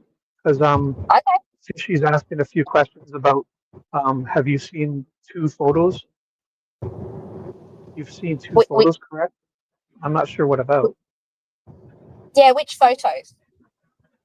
Let me go back. Oh, she says we haven't really seen the whole crime scene, so I don't know how we would know. No. Yeah, well, that's right, because I guess the leaked crime scene photos, to my understanding, it's just a two, right? It's the particular angles, which is behind Abby's head and looking at Libby sort of front on. Am I right? Right. But I mean, again, who knows what the searchers bumped and knocked over and what they did, what it really looked like. Because I don't trust these guys at all. So No. No, there's not also, enough transparency. you I know what mean, Jerry Holman said on CrimeCon on stage? He said that the angle the sticks were on Libby's body, that BG was blocking Libby's body from Weber's driveway. so it couldn't be seen from that What? angle. He said that. How would he know that? Like, I mean, how would BG have known the exact angle you could see it? It's not like what, did he go across to Weber's driveway to double check and then go back and cover it? You know what I mean? It's just, that's silly. But you could put that on any angle. You're not covering her body. That's the dumb Exactly. Well, thing. I mean, there's that too. But yeah, like, how would he know how to obscure them? Because I mean, it's not that yeah. Anyway, I mean, I think as well, the terrain there, they're down in a bit of a ditchy sort of area too. So I think that could also, if there was going to be concealment, it can be concealed in that way, and it could be also concealed by leaves, as opposed Yeah, to just twigs. These branches that only covered, what was it, 3% of the body? I think is what I heard. barely. Yeah. Just to say that they were covered by branches is just ridiculous. They were there for some reason, to either pose them as a fantasy or to stage them as misdirection. They were not there to cover them in any which way. And Jerry Holman took it one step further at CrimeCon and said they were there to cover them and to cover the angle from Weber's driveway, which is No, like the I mean, dumbest thing I've ever that's heard. absurd. That's absurd. Like I said, to know the angle that they could be witnessed from Weber's driveway, you'd literally have to be standing at Weber's driveway and go, "Oh, let me just check." What it reminds me of, like as a parent when you're trying to cover up like surprise presents and stuff, and you're like, "Okay, from this angle, could they see that?" Oh no, better example is when you're having a house inspection and you have pets and you're not meant to, and you're trying to cover this. I've had experience with Yes, this, and you're yes, trying to cover the cat tree up, and you're like, okay, so from this angle, could you see that or could you not see that? But right. like, this is a crime scene. So what? He went over the creek again to check, and then he was like, oh no, you can still see it. Go back and adjust it. Yeah, yeah. As if When did Rick have time to do that? If it's right. Rick, it doesn't make sense. No, it doesn't make sense. And you know what's the funny thing is? The crime con, it almost sounded like all the questioners except for that one Joe Schmo guy. A YouTuber asked him a question, but it sounded like they were all plants. Like the whole audience was cheering at the weirdest time. Like I they had know, right? plus signs, and it just Yeah, I sounded wonder if fake. they screen you before you go in. Can you imagine if Oh, like people like us were there? We'd be like, "Excuse me, Mr. McClellan," and they'd be like, "Shut up, yeah, shut up." they they definitely did some screening, at least for those questions, because they were all pro You have to. prosecution. They were all They have glazing to. Jerry and Nick's ass. They glazed their ass, every one of them, except Joe Schmo. And I find it hard to believe that, yeah, there wouldn't have been more people who went there who knew the details of the case and how absurd what they were saying was. So, yeah. Oh, my goodness. I mean, it's just ludicrous, isn't it? Yes, very. And Fishy said something about what about the sticks on the pool of blood? Yeah, yeah. The organisation of those sticks, whilst I don't understand specifically the meaning of them, there does appear to be patterns to them. I mean, and we're only, as we say, we're only, certain angles of it, and you can't see the finer details. But yeah, there's something very odd Well, about those, and they have the, to have some relevance beyond trying to cover the body. oh, for sure. There's probably 2 or 3 or 4 reasons that they're there, but not one of them is to cover them as to be not seen. Exactly. That's the least likely reason. Because remember that one show we did where I was joking, saying, like, imagine walking by Libby and seeing that branch and thinking, not looking past that branch and being, oh, she's covered. Like, it's absurd. Exactly. In fact, the thickest branch makes your eye look at, like, because you see the contrast of that thick branch on the body. Do you know what I mean? Like, it would actually make you look and see her face, which is going Right. to make you realize what you're looking at. Yes, because picture the dark ground, brown leaves and ground, and her Yeah, pale white. exactly. Um, Exactly. it's I mean, absurd to yeah, think what that. else? What else could it be? You know what I mean? Like, it's not like, the color of her skin could be, there's not some known animal out there that would be that color. Do like, whereas if she was wearing all dark clothes, you could be like, well, okay, people could just think it was a deer or something. You know what I mean? But like, yeah, Right. it's bloody clear that that's human skin color. But I mean, I hate now, talking about that stuff, but yeah. No, we have to. We have to. I wish this never happened, but we need to address it because that's what they want us to do, not talk about it. But we need to cover this. Now, Fishy says, well, they weren't seen though. Yeah. Can you picture them being there for 19 hours, laying out in the open like that, and they knew exactly where their last location was? There's 50 to 100 adults walking around that little valley area, and they didn't find them for 19 hours. Not only is Now, that's literally impossible to believe. look, I'm not certain about this because, I do feel like that's where the crime scene was. But I'm just curious how many people were searching, where were they searching, who was searching that area? Because remember, if we believe that there may be some people who wanted to allegedly cover the crime up, those people, if Mhm. they were allocated to a particular area, might not see things that other people might have seen. I don't know. I'm curious about what actually happened with the search attempts. We know they called them off early, but yeah, I don't know. It's hard to know. Well, there was at least 50 people, I bet, and they knew the bridge. That far into the bridge was their last known location. So if everyone started there and said, "Okay, you go that," how could they not find them for 19 hours the next But day? did they I go just over don't the believe creek? it. Like, did they go over the creek looking for Why? them that Well, night? why wouldn't they? But why wouldn't they? Because it's not deep. Yeah, I I, guess maybe I this. would. Like, I'm playing devil's advocate here, but I'm just thinking like maybe if Right. the assumption is that they fell off the Right. bridge, would they go into that part of the creek? You know what I mean? Yes, because you got to picture the number of people. You wouldn't need 50 people to search that small area. They would have to break out Yeah, and spread yeah, apart. yeah, yeah. Yeah, I mean, and I think probably the thing for me, it's like, okay, they may not have found them that first night, but yeah, it does seem a bit odd that it took them half the next day. I mean, if they didn't call the search off and said they were still walking around all night, I may be a little more sympathetic here. But the fact that they called that search off, none of it makes sense. None of it. Yeah, yeah, I guess how you make sense of that. Because, like I said, I do believe that that's where the murders occurred and that's where the bodies were left. So I think the only reason they did got to be an innocent explanation, like they were really dumb in their search efforts. Like, and again, don't mean to say they were that You're cutting out again. deferring You're people to cutting. other areas, allegedly. What could be any other We reason that you can didn't hear think of? you. We didn't hear the last 10 seconds. Oh, okay. I was just saying, okay, the two explanations that I could think of if the bodies, because I do if the bodies were there the whole time, would be that they were um, deliberately trying to ensure they weren't found, or secondly, and as I don't mean like the perpetrator, like I don't mean Rick. They think Rick's a perpetrator. I mean, as in somebody searching or involved in the search efforts was deliberately trying to defer attention away from them, or that literally the search efforts were very disorganized, I suppose. What other reason can you think of that they didn't find the bodies for so long? Because that's not what happened. This is the whole cover story. So do you think the bodies weren't there, or do you think that the bodies were somewhere else, I or they were don't think they found were earlier? there. I think they were Yeah. taken somewhere else, and either, uh, that if the Odin thing is true, or they were SA'd much, much more than they're admitting to.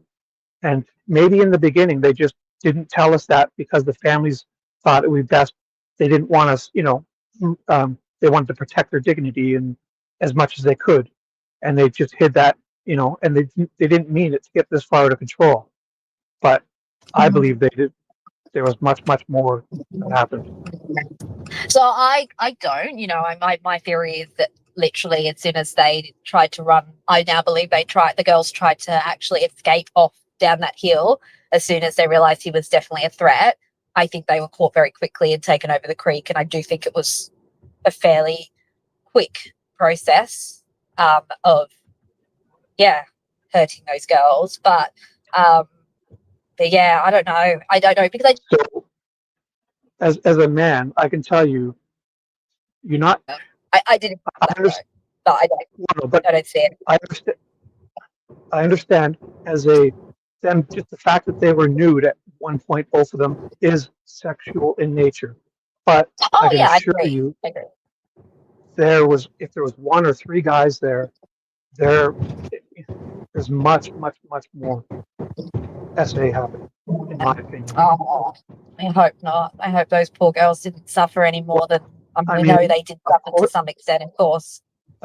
not. But this now is not the time is for sympathy in that regards of protecting them, because we need this information to solve it, right? But I guess to believe that though, Shibby, then we need to start believing that there are more and more and more people involved in a conspiracy. And I think like that's where I find it hard. Like, so then we have Well, to assume that the medical examiner like has, yes, lied on the yes, autopsy and yes, yes, yes. yeah, okay. Because all it would take is now one person, if you can convince the ME, if he wants to keep his job, to leave this out and out, Mm. what's Yeah, not I mean, that's easy to do, obviously it's possible. right? But then, So that's only one person. we've got the DNA expert too. We've got like you've got so many people then that are all in agreement to do that. Like, and not one of them says no, like, I'm not doing that. Because it's also a risk, isn't it? So it's like, when you're trying to get more No, and more people to cover no. up and be involved. But listen, though, you don't need that many people. You just need the ME and the one main guy, like to say, hey, we're doing this for the families. The murders happened. We're going to catch the murderer. That's bad enough to say they were murdered and they were nude. That's all we need to put out there. And let's not put this, and this out. And I believe that's what Okay. happened. So you believe, I guess you can believe that maybe people can be told to do things, but how do you make sense of the phone not moving? Like the phone does Oh, not move from that crime scene spot from 244. that's different. Yeah, I don't know. Do you know what I mean? So then we'd have to expect that the phone's dropped and left there, the girls are taken away and then brought back. Like, I don't know, it starts to feel very Right. complicated. I mean, it's already complicated as it is, right? Right. But they want us to believe that this person is a mastermind, yet he left his image on a phone that he could have easily had access to. I mean, Yeah. at the very I mean, least, I definitely I find that really odd because I do feel now the more that I did those sort of experiments around the phone, the more I feel that there's no way this person couldn't have known that Libby had a phone, no matter how covert she was being. So I well, wonder why they left it. I they, feel they left it because they knew they couldn't be connected. They maybe didn't know the Bridge Guy video because I think she did a pretty good job of concealing the no, fact that she was taking no. that video. But the first thing, like, I run over in my mind, like, if I were to do this, the first thing you would do is get their phone, because they can send an alert, and they can send their location or an alert text, or record you, or call somebody and have it on speaker but muted. So the first thing Okay, I but would think of is here's the thing. If the offender looked at the phone, what they may have seen, if my cold shock theory is no, correct, is they may have seen a phone that looks like it's inactive. They don't know that they've taken a Bridge Guy video, and again, whoever you didn't was let me stalking finish. them You didn't let knows me that. finish. Oh, You sorry, didn't let me sorry. finish. Well, what I would do is I would take the SIM card out. I would power the phone off. I would probably break it with a tool. I would dunk it in the creek. It would be gone, immediately. But maybe you don't need to do that because you don't think there's anything on that phone. But it doesn't matter. It can be location. You're not doing it for that reason. You probably would have got lucky. It's for location reasons, for sending out a signal and being caught and tracking their. You would first thing you would do is get rid of that phone and disable it, like very bad, like break it, dunk it in water. It would be gone. The SIM card would be out. The battery, you know. But here's where I'm saying, like, maybe potentially, and look, I'm not saying this is the most like the most 100% likely, but maybe the phone was malfunctioning at that point, and so they had every indication the phone wasn't going to work again, but obviously it did. I don't know. It's a conundrum. I don't understand why they would leave the phone with the girls. But actually, no. I remember I thought about this before. So yeah, they could have smashed the phone. You're right. They wouldn't have taken the phone with them because that could potentially No, locate who's taken it. But yeah, I wonder why they wouldn't have smashed it. I don't know. the first 5 minutes of subduing them, the phone would have been destroyed and sunk in Yeah. water and the SIM card would be out, and I would be taking a Yeah, hammer to it, completely putting it in, yeah, making it completely not usable. yeah, First thing I'd do. yeah. And the only other thing can be that if they were spooked, that was a plan that they had, but then they had to get out of there. I don't know. I can't make sense of it either. Like that is unusual as far as, I have to kind of think a bit more about what could be the possible reason that you'd leave the Like, phone there. well, so this video could get out and they could create their narrative. They left it Yeah, there. They want this. I don't know. yeah, No, yeah, no criminal would leave it there. and At the very maybe least, Bridge Guy, the way he's dressed to obscure his appearance is deliberately, again, they want the Bridge Guy video to be seen, but then again, I feel like Libby is covertly recording that video, so I don't know, and nobody accesses the phone, so we know that nobody knows what's on there except Libby. Like, Libby's the only one that knows that she's taking the Bridge Guy video. Bridge Guy wouldn't know because she was definitely covert enough from what I can see at that point, but I just don't know how. Yeah, they didn't check it out and try and see later. She could get away with that, but there's no way you would kidnap a teen girl and not think she'd have a smartphone with her. So he's not getting the phone because it's got a video. He probably would have no idea that's what he's doing. You would get rid of that phone. It would be powered off. The SIM card would be taken out. A hammer would be taken to it. It would be in a Faraday bag, and then it would be in the creek. Well, even if you didn't go to the extent of like taking the SIM card out, because that is kind of fiddly. I struggle with that, but but like the DNA evidence and things like that, and the adrenaline of whoever's doing it, you know what I mean. But smashing it with one of those big tree limbs, that would make sense, wouldn't it? Yep. But to think that this was just somebody that did this, they must have been planning, because I would have a hammer, I would have a SIM card tool, I would be prepared myself. Yeah, and I mean, they'd have to know they had the phone, because I truly believe that whoever was responsible knew the girls were going to be there. It was planned, and I believe that they were monitoring Snapchat in some way, had some access to knowing that the girls were going to be there, in which case they'd know the girls had a phone. So it can't even be that they just simply didn't know they had a phone. Wow. It's a given. It's a given that a teen girl in 2017 has a smartphone. I don't care what anyone says. It's automatic. Exactly. Well, yeah, you'd have a pretty strong suspicion of that. I don't know. I mean, these are the things that just defy any logic, right? It's so hard to understand. Right. So we're trying to make sense, and we don't have the whole story. No, I agree with that. We don't. And that's why it becomes incredibly hard to ever, fully make sense of this case. And this is why I always sort of say, well, probably the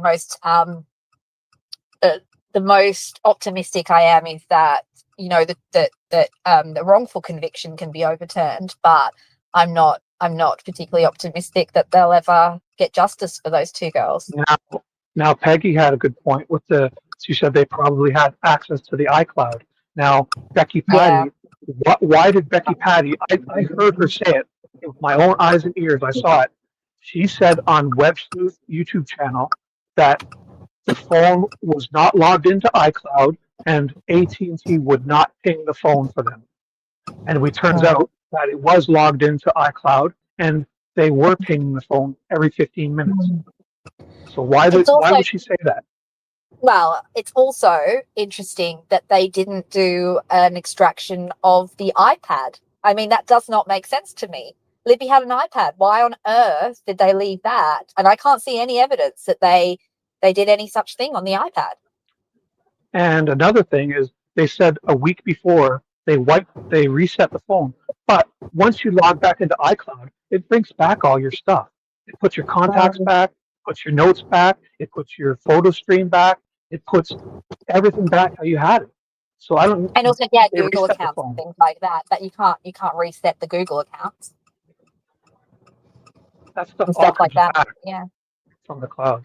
Once you log back into iCloud. Yeah. Oh, I mean, look, I'm super confused. All right, guys. Well, I'm sorry to drop it there because I know there's lots of people in here chatting, and but I do have to pick up my boys now. So, yeah, goodness, that got us into some interesting. Oh, one sec. It's Yeah. 1:10 a.m. So I believe Owl on the Prowl will be going live if he hasn't gone live already. So if anybody Yeah, I can, think I saw something that he said he might have been a bit delayed, but yeah, how about you guys go over there and have a chat um, with our good friend Dave? I'm checking now. If you got a second, or are you leaving now? Yeah, yeah. No, no, no. I'm just at the car. I'm just about to go out and pick them up. Okay. I'm on his page. I'm going to his page to see. Let me at least put his link to his page. Yeah, put Shit. a link before everybody leaves here. I'll go back and read the chat comments too after, guys, because I missed that last 40 minutes of chat comments. I know that discussion was very interesting and it's very divisive, really.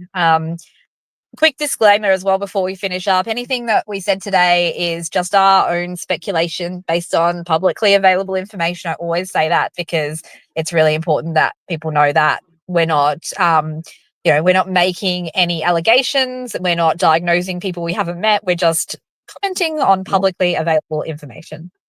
Allegedly theories and brainstorming and talking.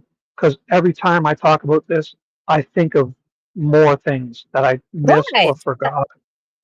Well, that's right. Yeah. Even just talking to you now, Shibby, it was like I was starting to think again about the phone and like, yeah, what a conundrum it is. So I like these discussions and it's fine for us to agree to disagree. I mean, most people know I don't share the same ideas as I don't think anyone in this space. I don't think there's anyone who mirrors the way that I see it completely, but I think we all pick and choose bits and pieces that fit for us and, we piece it together like a mosaic. And I think that's what we need Yep. to do. So there's never a reason to fear disagreeing on this channel in this Oh, community. So you're always welcome to put in your thoughts. And I know it can be frustrating sometimes when people see things a different way to you, but let's try and keep an open mind and stay respectful as well. I'm sorry, it says lots of misinformation. Well, I think that I'm definitely always careful to not state any misinformation as fact or with confidence. I hope that everyone can see that we're trying to be tentative and we're trying to just like wait. explore.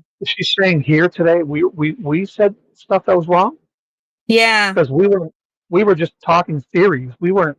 So Sarah, if you mistook us, we were just floating out theories and just having a brainstorming conversation. So if you feel that we said stuff wrong, we were just throwing out theories. It's called yeah. brainstorming and talking to come up with more ideas or answers or questions. Yeah, yeah. And I hope, like, I'm really trying to be cautious about this because obviously I did do that video the other day about misinformation.